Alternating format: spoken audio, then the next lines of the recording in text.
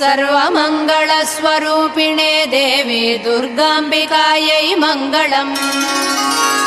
मङ्गलम् कनकाम्बरधरे मङ्गलम् विजयाचलवासिने सर्वगुणसम्पूजिते देवी नित्यम् भवतु मङ्गलम्।